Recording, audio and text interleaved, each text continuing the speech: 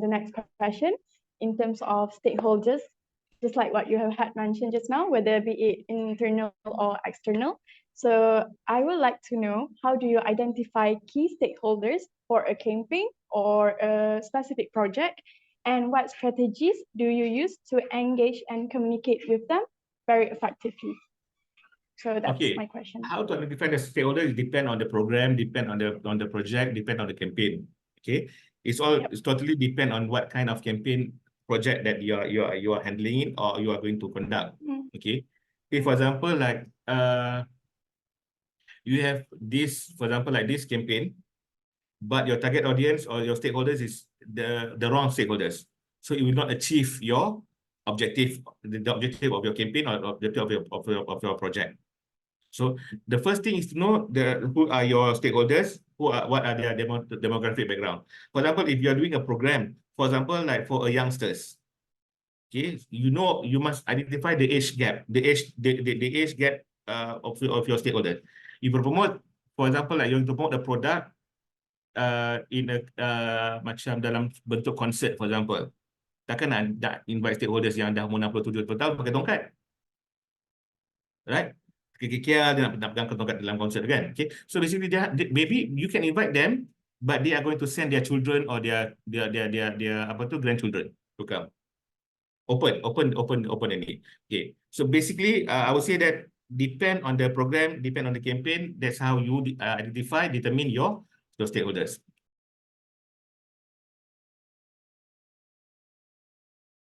Okay, tadi yang soalan kedua tadi apa, Badrina?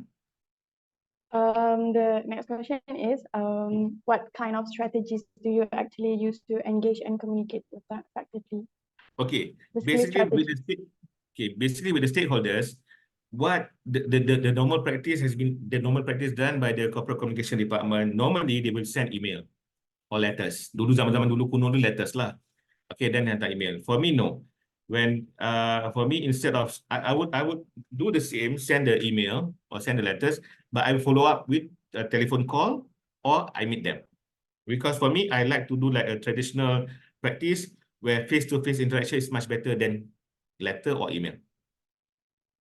Okay, for example, like let's say lah, Sarah dah diam tu. Let's say Sarah is my stakeholders. So if I go and if I send email to Sarah, doesn't mean that she will read the email there and there. Then immediately, mungkin tak. So if I call Cik Sarah, my name is Shabli, I come from company BADRINA Holdings Berhad. Okay, I just want to confirm, has you received my email?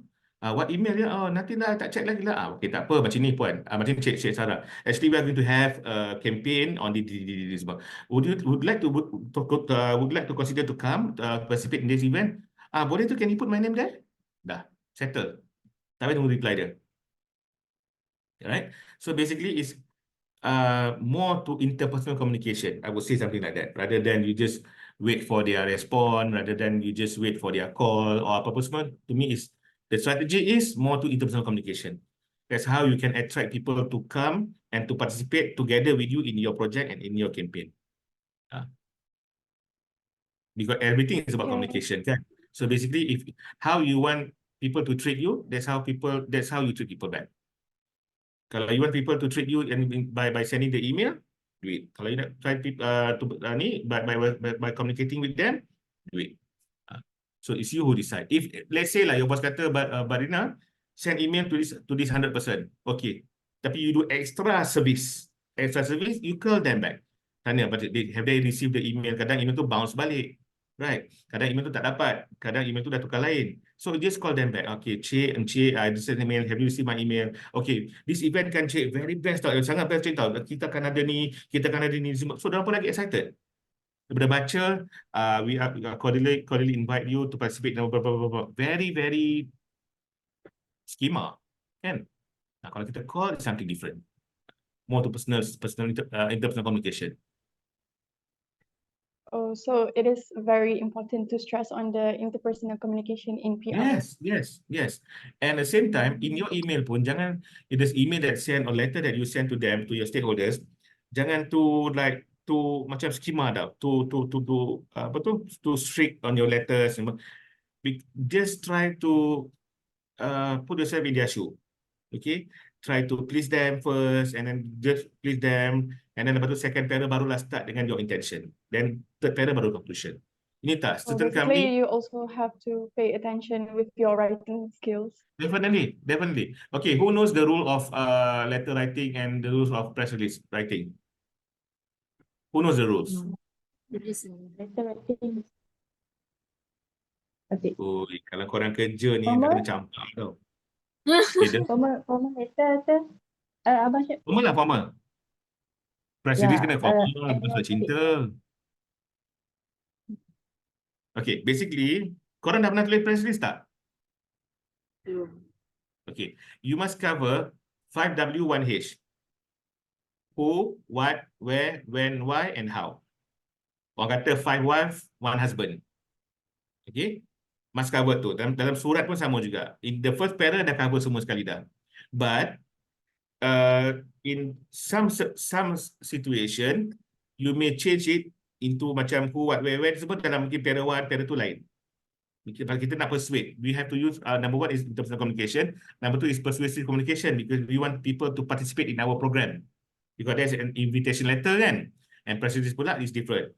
So something you have to use that you punya kepakaran on that in your email and letter. Make it positive, make it lively. Okay. And jangan ni bila you all kerja dalam corporate department nanti, jangan terkejut if ada press release ni ikut rule of thumb maximum is 2 pages. Sebab journalist tak nak baca panjang-panjang. Okay, itu dah novel. So, but I've worked with one company before. The press release is 15 pages. Single spacing. Gila tak? Won't that be really Dah hard to macam-macam. read if it's single spacing? Yeah, it's just like you are reading a thesis. Kan, 15 pages. Okay, so basically the media doesn't want that, because the media will find 5W1H in that particular press release, and then when you get attached together with the picture, that's it. Dia tak baca panjang-panjang dah. If you bagi panjang, probably they will come up with their own sentences or paragraph. So, but minimum is two pages. Ataupun, sorry, the maximum is 2 pages, minimum is 1 page lah. Semua dah cover guys tu dah. 5W1H in the first para, second para quote, third para conclusion, that's it. But in some company tak, memang panjang. It all depend. Same goes with the logo. In book saying that it should be on the right side. Ada student yang call I tak, Abang Syed, macam mana Abang Syed? Bos saya suruh letak logo belah sini. Actually, it depend on the practice. Tu saya cakap tadi, lecturer ajar ikut buku, bukan ikut industri. Okay, buku kata logo the company must be on the right hand side. Okay. But certain company on the left. Kerajaan jatah negara tengah. Kalau press release, bukan kanan. So, rule dia kat mana? So, tak ada rule. Tak ada rule. So, the student ask me, Masya, but lecturer saya kata, dah ajar saya kata, the logo must be on the right. But bos saya kata tak. I cakap, siapa bayar gaji you? Bos ke lecturer? Bos. Ikut cakap bos. Like that. Very simple. That's the thing that I love to add values to the education system. I tak salahkan lecturer. But to me, I love to share the knowledge so that the students will be prepared before they join the industry. Okay, but have I answered the question, Badrina? Yep. I felt very enlightened by your answer. Thank you. Oh, you use the term enlightened. It looks like I'm very, very professional. Terima kasih. Oh, you feel like extra lighting over here? You feel that enlightened? Mungkin. Oh, itu kecil hati kita. Okay. Alright. Okay. Anyone else? Sorry. Anyone else? No.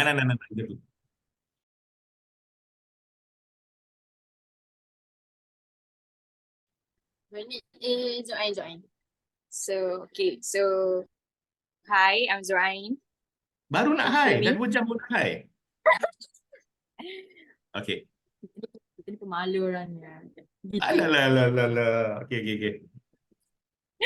Okay, so we talk about like crisis and what happened after crisis.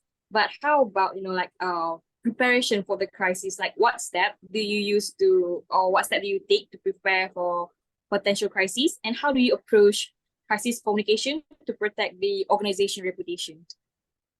Okay. This is very, very good question. Okay, the only thing that the PR wannabe cannot handle is crisis management. That's the only thing that they cannot handle.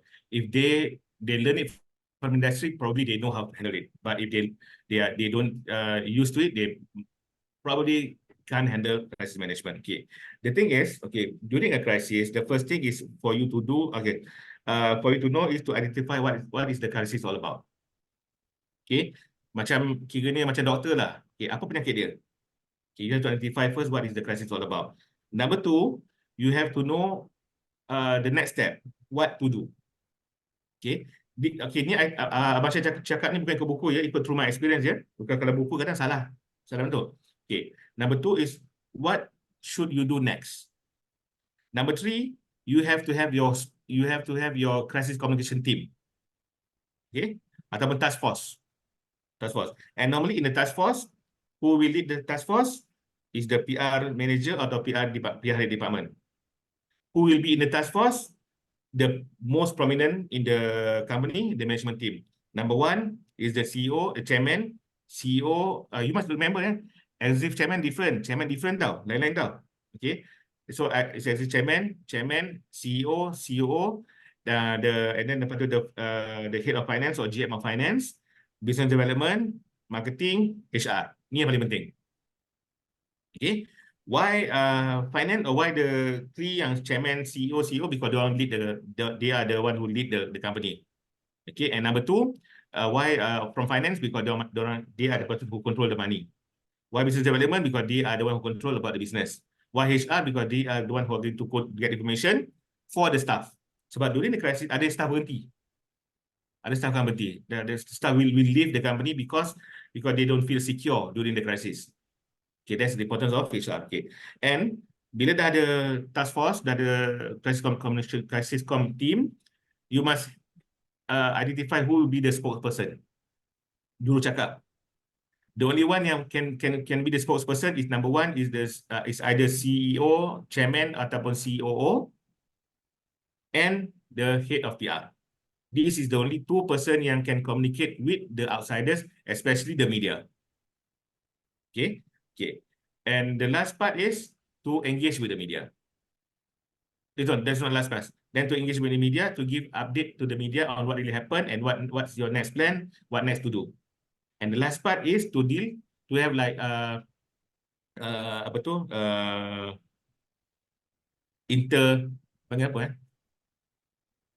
meaning you have to communicate with your staff, with the whole staff in the company.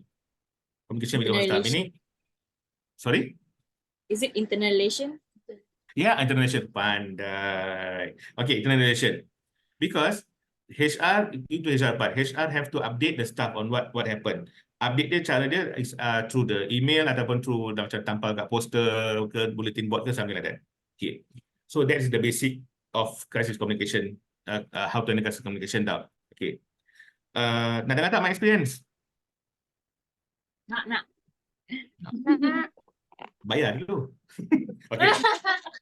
When I was with this one oil gas company, kan, masa petang tu I receive a call from my boss. Okay, my boss ni dia, like I said just now, dia ni bukan orang PR. Okay, and he said that Shabli, there's one incident that caused death to one of the worker at the platform. Ada seorang pekerja meninggal dekat atas platform tengah laut, atas pelantar minyak sebab muka dia pecah. Jadi dia buka valve, the valve is very the pressure is so strong, pecah terus muka dia. Pecah, saya tembak pun pecah. Kira tak ada kepala lah lepas terus. Macam tu lah. Okay. So I said that, okay, whom have you spoken to about this one? Dia kata, I already talked to the media. Alamak, I cakap. Why did you speak to the media about this? We want to know first to get information first. Okay, but then dah jadi nak macam mana kan? Panjang ni kuku siapa tu? Okay.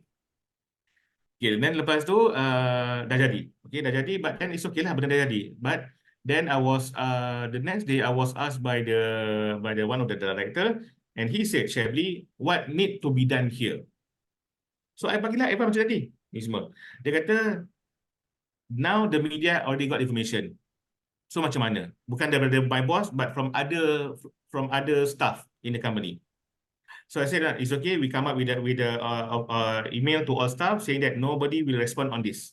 Kalau media call pun, pass the line to me, or pass the line to the director. No one can handle the media except both of us. So we send email to all staff. Then kita dah bagi macam kind of reminder to the staff. Okay, and no one itu dah. So lepas tu kita dapat media call pun dari kita. Okay, the only thing is that is not our staff. Itu adalah subcontractor. So we are not reliable on that stuff. So why must we respond? Itu dia. Tu cakap tadi. You must to identify apa krisis. Okay, what is your next step? Your next step. Kalau that is our staff, the next step is to make a police report. Lepas police report, then come up with the media statement. Sekarang that is not our staff. So then we just keep quiet lah. Nothing got to do with us. Okay, meaning macam subcontractor lah. Macam oil and gas, jadi subcontractor dia. Bawah tu. That is not our staff. Okay, so basically macam tu. And number two, there's an incident. During the crisis, the journalist cannot get hold of me. So they terus call siapa-siapa yang angkat telefon, and he spoke to one of the finance staff, and the finance staff revealed the information to that media. Habis besok negative about us, negative. Even our share drop. Even the next day, about more than 10 staff, senior staff resigned from the company because of the crisis. So I created this task force with the chairman semua, and then after and we keep on informing the staff what did happen, and we keep on updating the media with the news. And alhamdulillah, after 1 week, settle.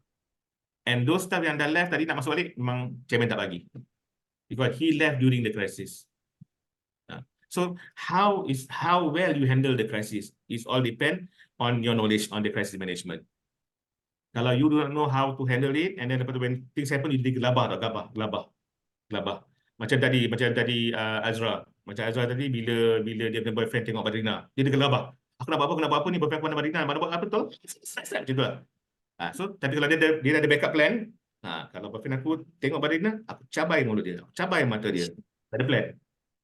So tak macam lah, meaning you have to have plan. So when you have a standard plan, later on it may or may not be used in the next crisis. Sebab lain crisis, lain dia punya management. But basically you have the backbone kat situ dah. How to handle it. So just pick and choose apa nak buat. But this is very, very crucial. Crisis management jangan main-main. Will tarnish your image, and you will, kalau your company is a public listed company, your share will be dropped definitely. Habis. So then you lost your trust, shareholders trust. Anggur faham tak? Yeah, it's more but I also noticed that it's also really important for employees to be loyal to the company, because like Yes. The thing is, because they think that when they give the statement to the media, they will have their name here there. Oh, Shabli, executive finance, keluar paper, so bangga. But that negative point does not reflect about the situation. It will reflect the negativity of the company. Tak best. So basically what that staff should do is call the PR person. Okay, I receive this call, ataupun if you, for example, like Bernice, you are with the finance department, you receive a call about the crisis. Okay, can you give me your name and your number, and I will let our head of PR to call you back. You selamat kat situ. Biar yang PR to handle. Because the brand name and the brand image of the company is not under your shoulder, but it's under the PR department shoulder. But you must remember the brand name of the company also on your shoulder, meaning you are the walking advertisement of your company. Sama juga. But when you relate to the important matters, pass pada HR. You safe. Kalau tak, nanti you akan kena surat dia panggil itulah surat tunjuk sebab. Why did you give your statement? Habis. Kena buat kerja. Right? Okay. Soalan?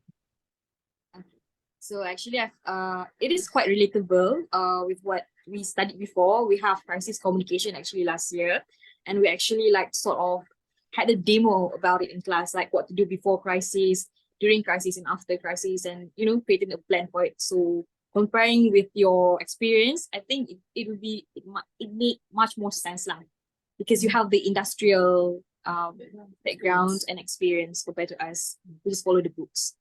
Nah. Dia macam ni tau. Apa nama dia? Apa nama dia? Your name dia? Dia tak betul. Dia tak betul. Okay. Dia macam ni tau. Whatever you have learned, maybe I tak tahu. And whatever I have experienced, maybe you tak tahu. So we work together. So if you have anything nak share, share je. I'm okay with that. And any one of you. Because when you work, that's my style. Even macam I cakap tadi, me and my team, whatever they know, I do not know. Whatever I know, they do not know. That's why we work together. Simple je macam tu. So the same thing you practice dengan your boss nanti. But jangan kipas. Tahu kipas tak? Oh. Kan even zaman universiti dah ramai dah kipas lecturer kan. Kan. So, okay.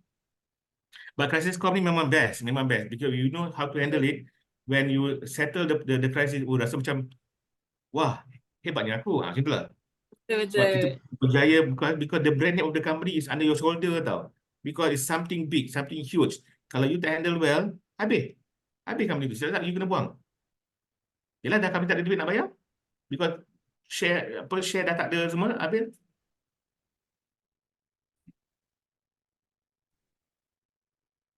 Like that.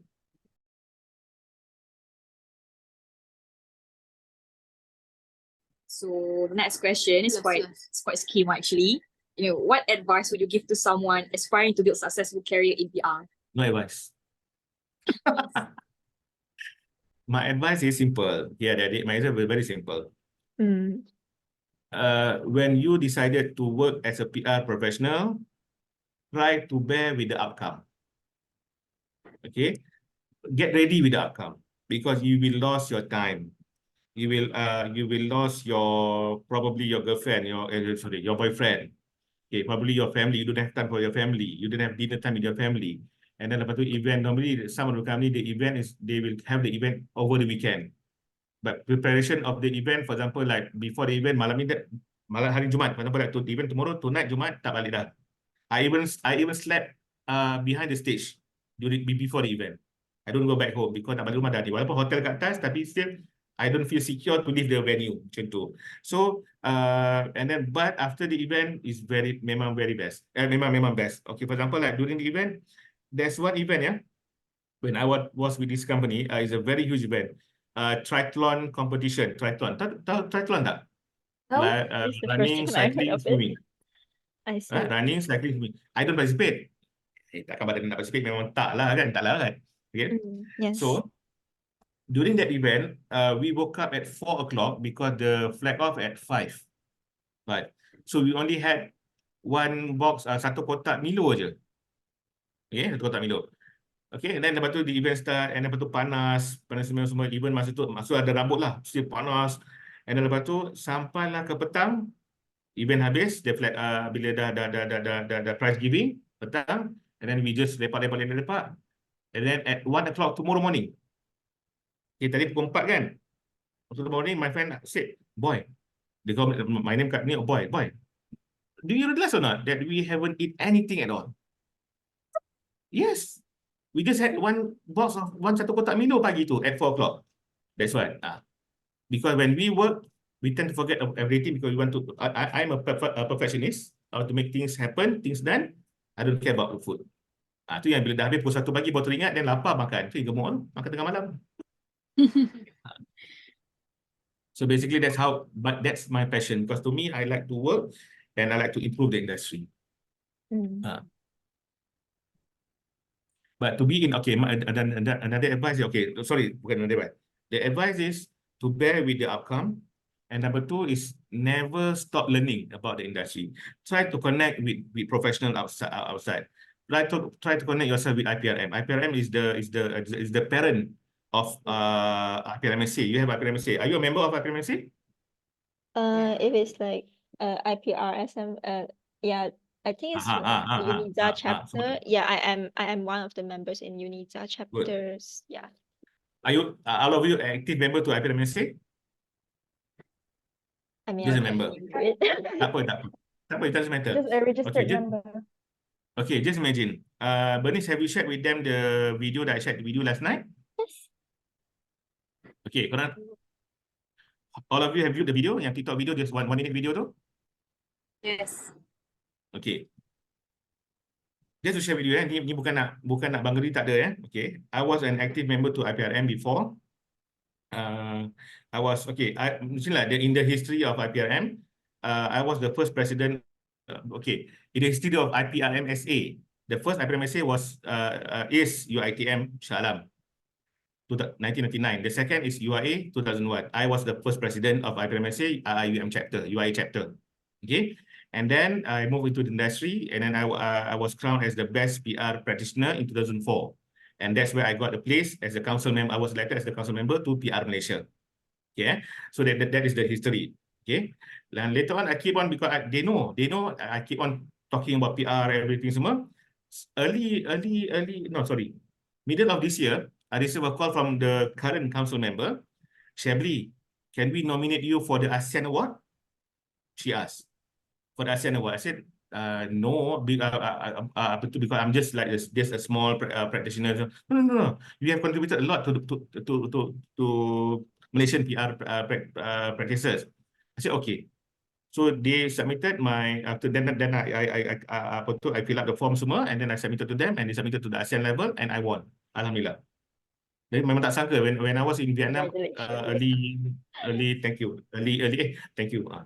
early October, I even postponed join this university, postponed because I'm supposed to join this university in September, but because I went to Vietnam, I postponed.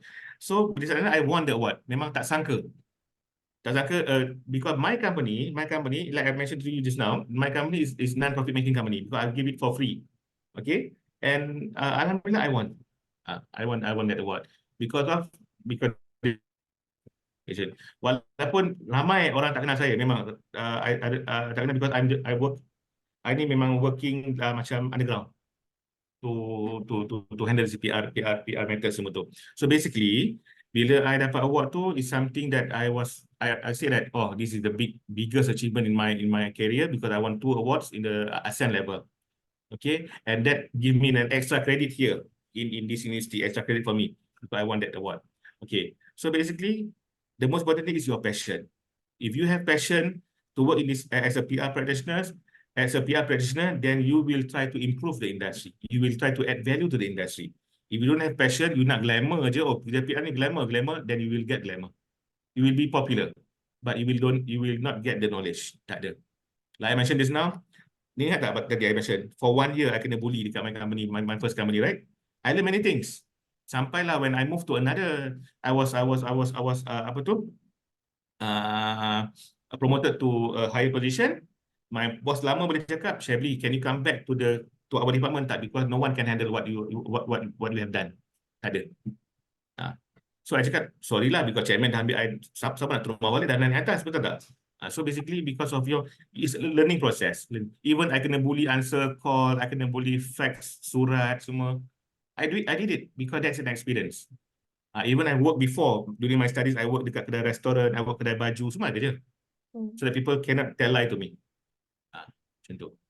So basically, you must have passion, you must be honest, and you must have the desire to improve and to work in the PR industry. That's the most important thing.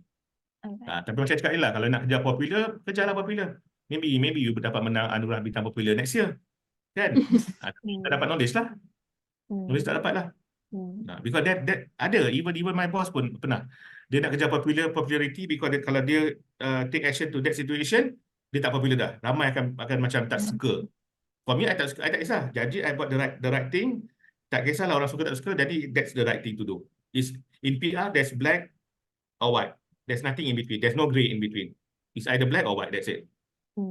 Because if you play in between, if you do things in between in white ataupun yellow, in purple ke apa semua, then it may tarnish the image of your organization or even your image. Ya, itu. Alright. I think our time is dying. It's like there's 3 minutes left, but I think is that all for everyone's questions for now? Just to make sure. Okay lah. Yeah, I think so. Where we might as well. Bernice, you mentioned ada additional questions now? Oh, we kind of like low key also ask like some of the additional questions inside already while we were asking. Like okay. if you notice, our list doesn't really include the additional questions that we already asked you. Yeah, it's okay. You can ask anything. Take this opportunity to ask anything. I don't mind. If it's like that, then maybe we can also like move to the next link again. Yeah, tak ada masalah. Because I have only, tak apa, I ada lagi 1 hour for my Friday prayer. Lambat lagi. Oh, really? Okay. So, If you are I'll, willing to listen, orang tu membebel, try. yeah, sure. But Okay, I'll just move next link, to link. Okay. Alright. Next link. Janji. Alright. Okay. Okay. Janji.